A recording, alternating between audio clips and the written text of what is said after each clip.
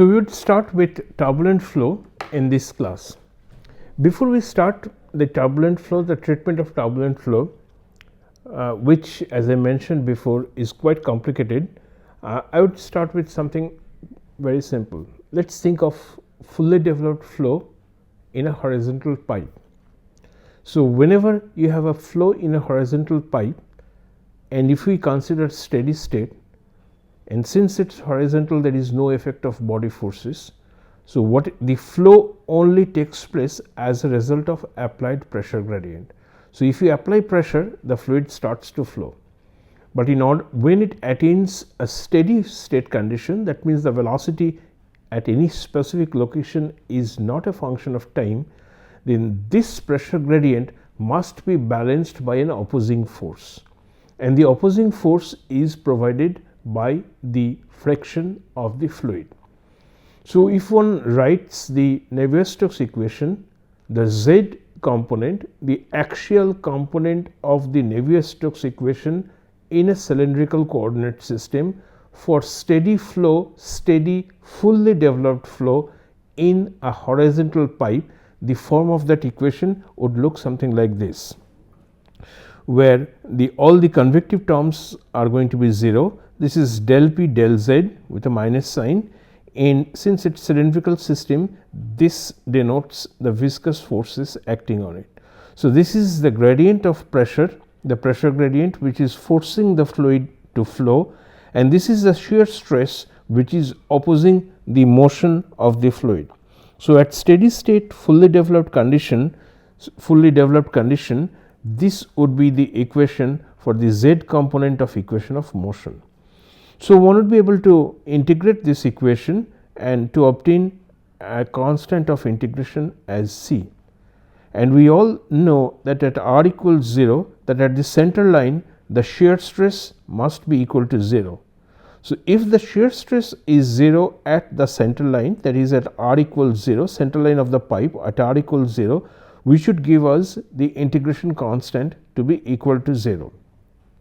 So, the expression for shear stress in a flowing fluid would simply be equal to r by 2, where r is the radial distance coordinate and del p del z is the pressure gradient in the which is forcing the liquid to move from lower values of z towards higher values of z. This is the shear stress on the fluid. So, when I express it in terms of the wall shear stress, that is the force experienced by the solid wall in contact with the fluid, then tau w would be simply equal to minus tau r z, but the location here is at the wall, at which point the r is going to be equal to capital R, where capital R is the radius of the pipe. So, substituting the value of r in here, one can obtain the wall shear stress to be equal to minus r by 2 del p del z. So, this is valid both for laminar and turbulent flow. We will use this later on in our discussion, but let us come to this part of the turbulent flow. What I have drawn over here is the instantaneous velocity, which is denoted by Vz. So, this is the axial value of velocity at any given location as a function of time. So far in laminar flow, we used to get only one value of velocity, that is the velocity is a constant, and therefore, it will not fluctuate. But in turbulent flow, where there is going to be a lot of intermixing, the exchange of eddies, the formation and exchange of eddies and so on, and if you are measuring the velocity of the fluid at a given point, the velocity is never going to be a constant. It will be an arbitrarily oscillating function of time. So, at one point instant of time, the velocity could be high, at the next instant it could be low. So, it would arbitrarily oscillate as a function of time.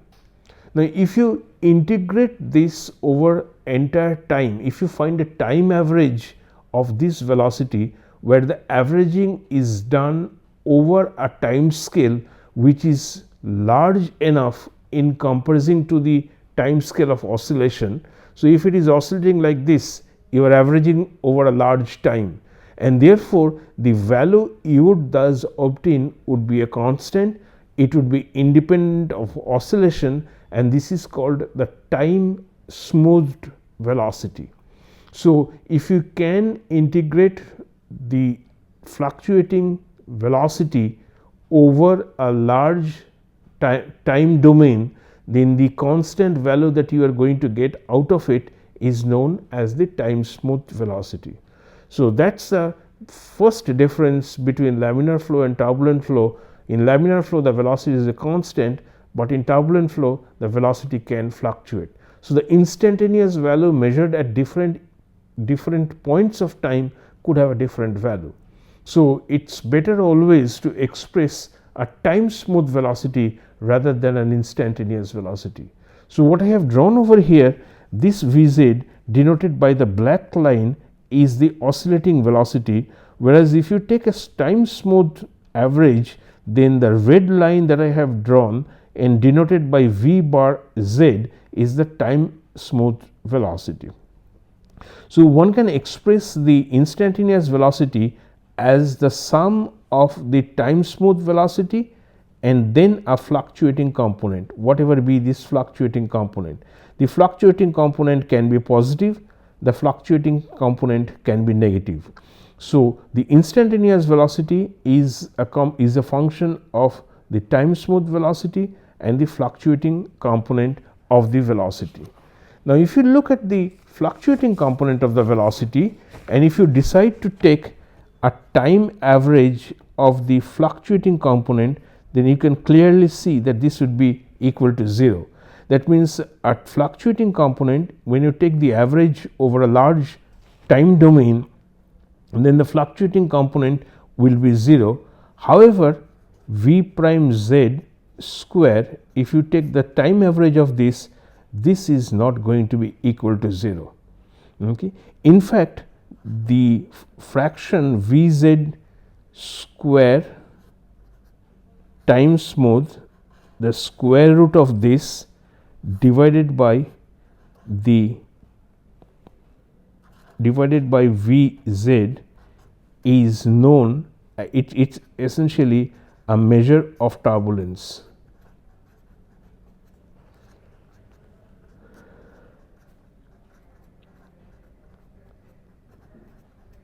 So, the points which I am making over here is that the instantaneous velocity is the sum of the time smooth velocity and the fluctuating component of velocity.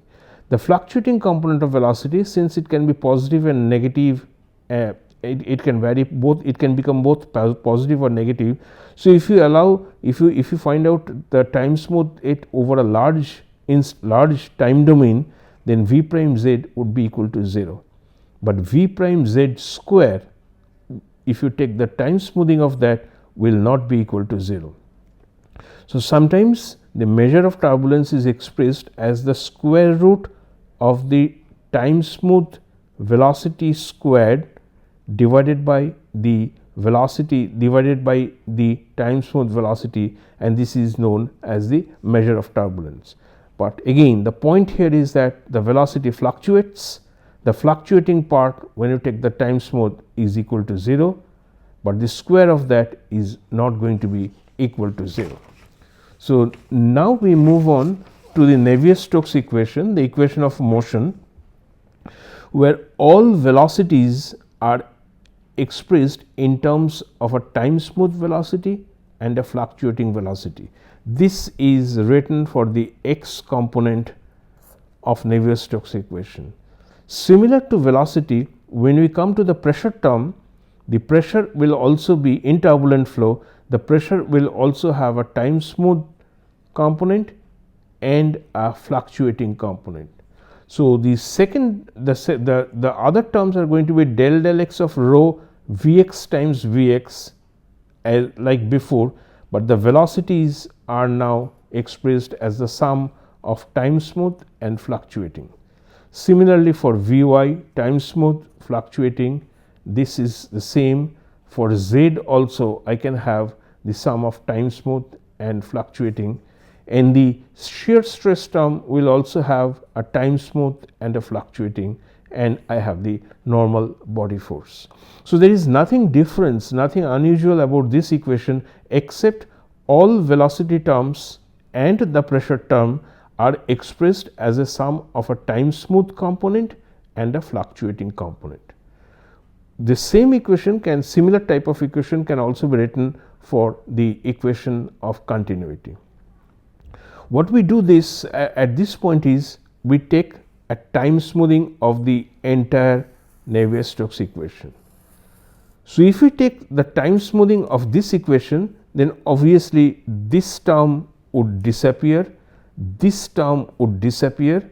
Wherever I have v prime x alone, it will disappear, but here you would see you have a v prime x square, it will not, if your time smoothing of that would not be 0, and here for example you are going to have v prime x, v prime y, and if you take the time smoothing of that, it is not going to be equal to 0, whereas individually v prime x would be 0, time smoothing of that, v prime y, if you take the time average of this, it would be equal to 0. But the product of these two, when you take the time average of this, they may not be equal to 0. So, when you take the time average of the entire equation, considering the facts that the products may not be equal to 0, but individually they are 0, then some of these terms will drop out, but some of these terms will remain as additional terms into the Navier-Stokes equation.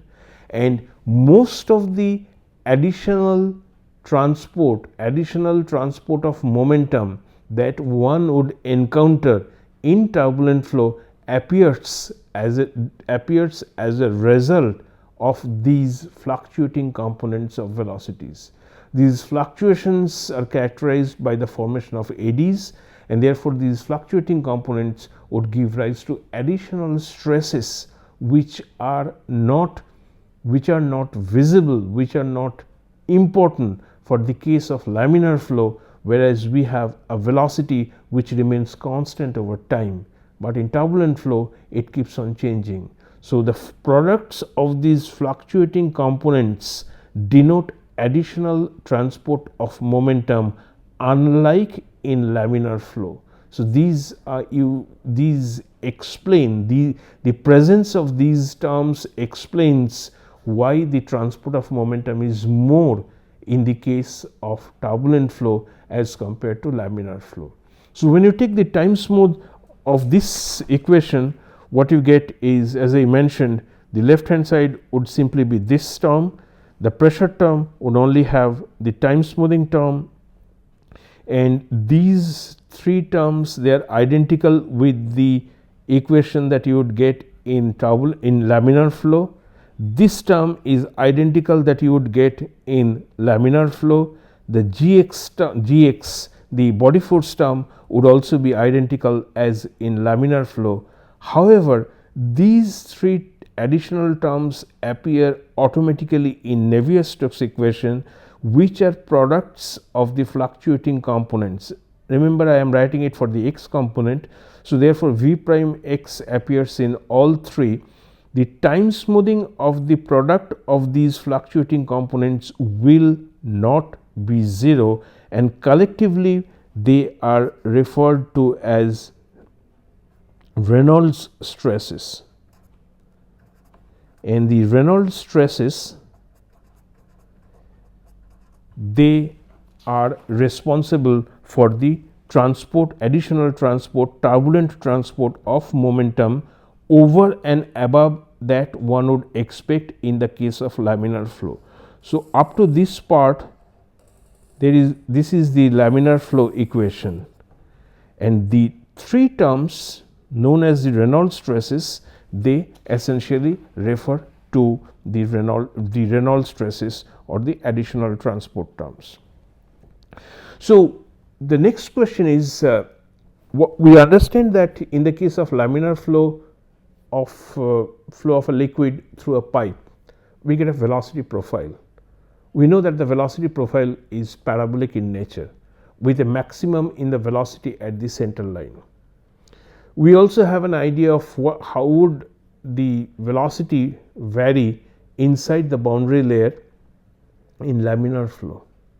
But can there be an universal velocity profile which would explain, which would tell us about how the velocity varies in the case of a turbulent flow?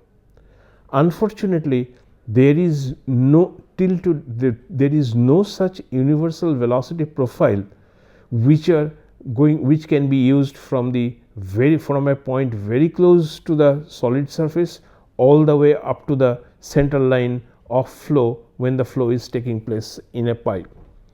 Rather, it's customary to express velocity profiles in 3 distinct layers depending on which forces and which mechanism is important in those 3 layers.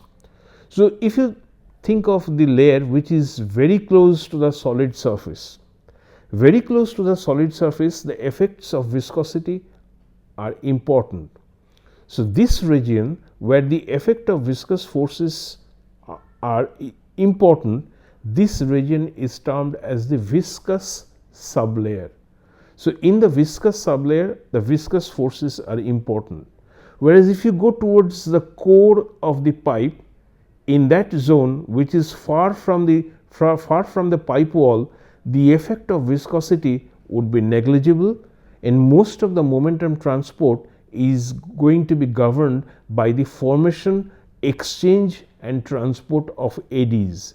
So, the momentum transport in the core region is controlled by the formation of eddies. So, that is the turbulent core region. So, you have a turbulent core region and a viscous sublayer very close to the wall, and in between the two, in between the viscous sublayer and the turbulent core, there exists another hypothetical layer which is known as the transition region, and in this region both the viscous forces and the eddy, the turbulent transport of momentum, both are going to be important. So, in a turbulent flow field, the velocity, the region, the flow region, the region, 3 regions, distinct regions are introduced: the viscous sublayer, the transition region and the turbulent core. And we have expressions for velocity in the viscous sublayer, in the transition region and in the turbulent core. 3 distinct expressions of velocity, unlike in laminar flow where we just have one expression for velocity for the entire flow field. So, turbulent velocity profile is much more complicated than that of the laminar velocity profile. Additionally, the expressions of velocity in turbulent flow, be it in viscous sublayer or in turbulent core, they are obtained using a semi-empirical approach. So, the expressions are provided in the text, in the literature. These expressions are essentially averages of a huge amount of experimental data points. Okay. So, these are semi-empirical in nature, and they essentially denote, denote averages over a large amount of experimental data, and their genesis is, however, semi-empirical in nature. The points to remember are, for 3 distinct regions we have 3 velocity profiles. The velocity profiles are obtained using a semi-empirical approach, and the demarcation of these 3 regions are also a result of experimental observations. So, I would simply provide you with the 3 velocity profiles just for the sake of completeness and to show how complicated turbulent flow is, even for the case of flow in a pipe, and I will give you the expressions for the velocity profile in those 3 regions. The first is the turbulent velocity. First is the viscous sublayer, where Vz plus the velocity, axial component of velocity in dimensionless form, where this is V z by v star, this is the time smooth velocity, is equal to y v star by nu, the kinematic viscosity, and this v star is essentially root over tau w by rho. Root over tau w by rho has the same unit as that of velocity. So, this is used to non-dimensionalize the velocity, and it is called the friction velocity.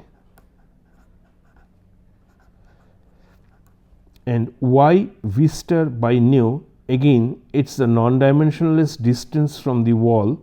So, it is denoted by y plus. So, for viscous sublayer,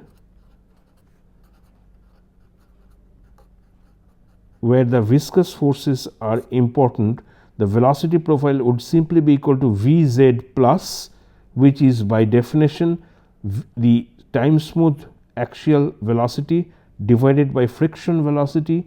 This is the definition of friction velocity, is equal to a non-dimensional is equal to a dimensionless distance from the solid wall defined as y, distance from the wall, v star, the friction velocity, and the kinematic viscosity, and this is expressed as y plus. So, Vz plus equal to y plus, and this is valid. The extent of the viscous sublayer is denoted by this. So, this is the expression for velocity in viscous sublayer. In transition region,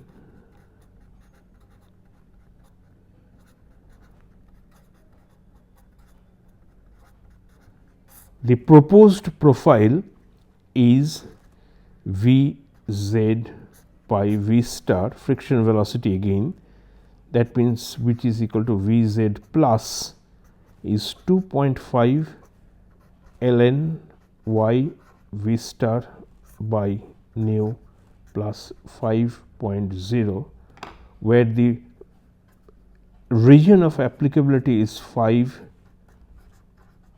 this. So, this expression, which is obtained semi empirically, and the constants essentially denote are derived from a large experimental data set. So, they are averages over many experiments, and for the turbulent core,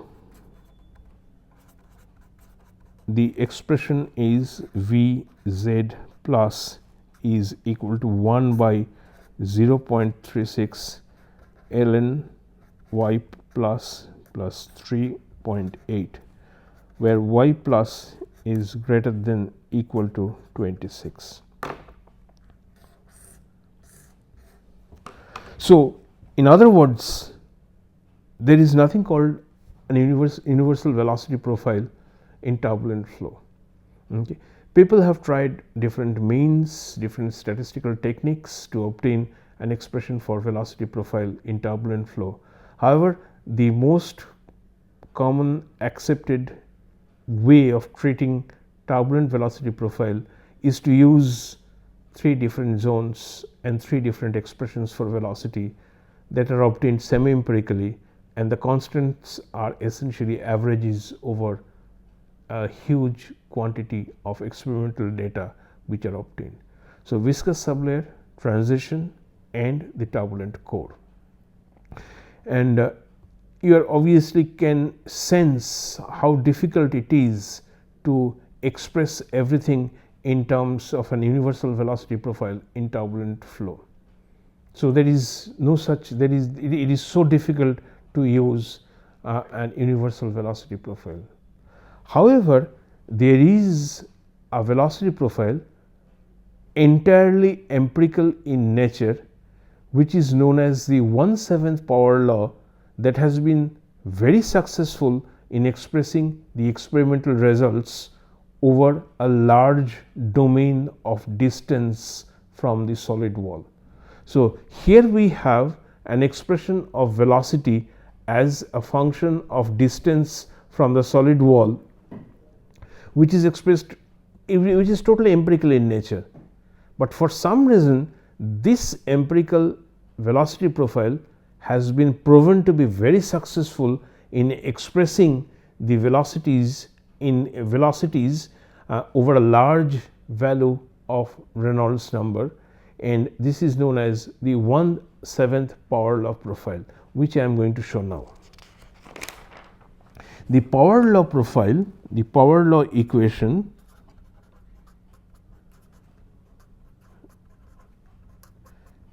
simply tells that Vz by u is equal to y by r to the power 1/7, where u is the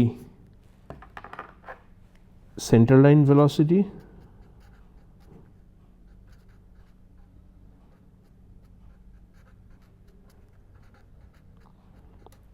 the r is the radius, the y is distance from the pipe wall.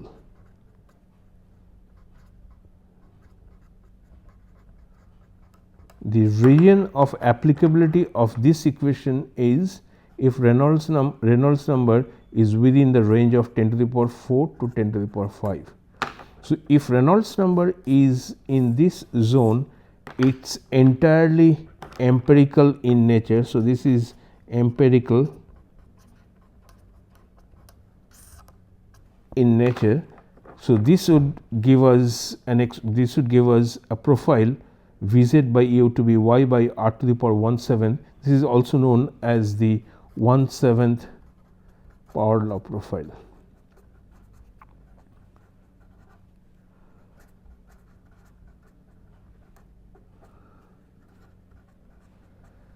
And if you find out the average velocity, if you integrate it and you find the average velocity, this is 2n square by n plus 1 by 2n plus 1, where n in this case we have taken it to be equal to 1/7.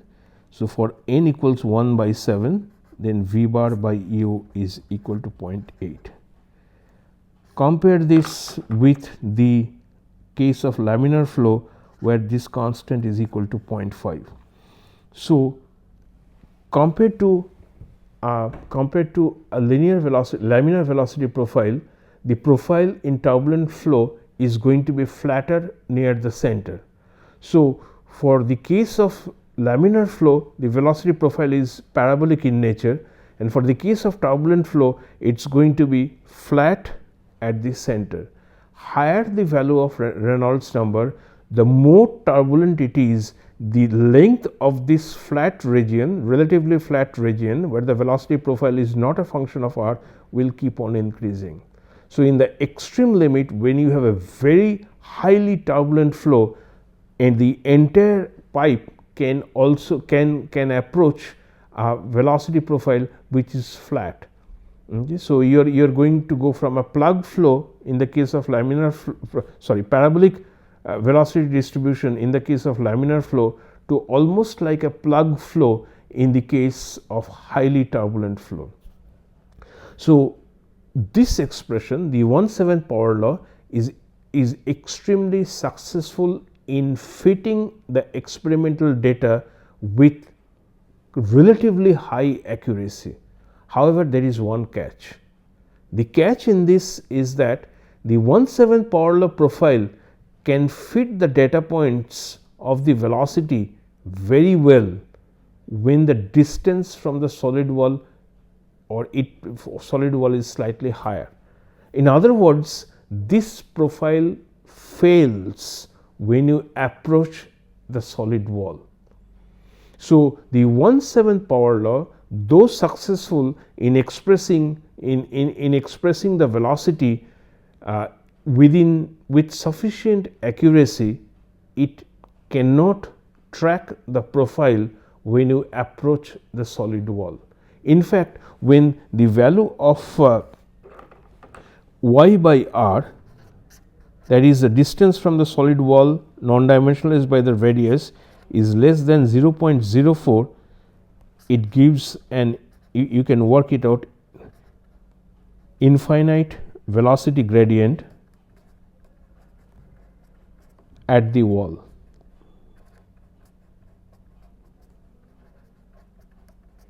Which is not possible. You cannot have an infinite velocity profile at the wall. So, the region of applicability of this 1/7 power law equation is definitely not near the wall. So, therefore, one must re-emphasize that although the profile fits the data close to the center line, it fails to give a zero slope at the center line. That is the first problem, and the second problem is that it gives an infinite velocity gradient at the wall. So, infinite gradient at the wall and does not give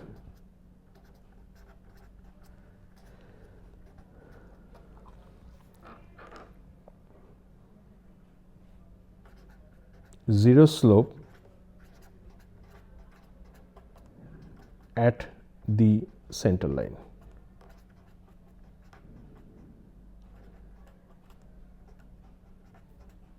Of these two, this is going to create the maximum problem if we try to use this expression for the wall for the use of the momentum integral equation, because the momentum integral equation, if you recollect, is simply tau w by rho is equal to u square d del dx, and then over here integration of u by u 1 minus u by u times d eta. Eta varies from 0 to 1. So, if you take the simplest possible form of the momentum integral equation, on the left hand side I have tau w, on the right hand side I have a velocity profile, and here I have a very handy power law equation which can be used here in order to express it as u by u to be equal to eta to the power 1 by 7, or I can express it over, I can plug it in here in order to obtain the expression for tau w. If you look at these two sides, it becomes apparent that you may be able to use 1/7 power law on the right hand side, since you are integrating the expression over the entire flow regime. That is, you are integrating from 0 to 1 over d eta. So, whenever you integrate an expression that contains some experimental error, the error gets minimized, the error gets reduced. But what happens in tau w? In tau w, you have to express tau w in terms of velocity gradient. That means you are differentiating the velocity profile. The moment you differentiate a data containing error, you magnify the error. So, power law equation, since it fails and it gives infinite velocity gradient at the wall, and the velocity gradient at the wall is connected with the shear stress at the wall. So, power law equation in this form cannot be used with the left hand side of the momentum integral equation where we have tau w. On the other hand, the right hand side essentially denotes an integration over the velocity profile.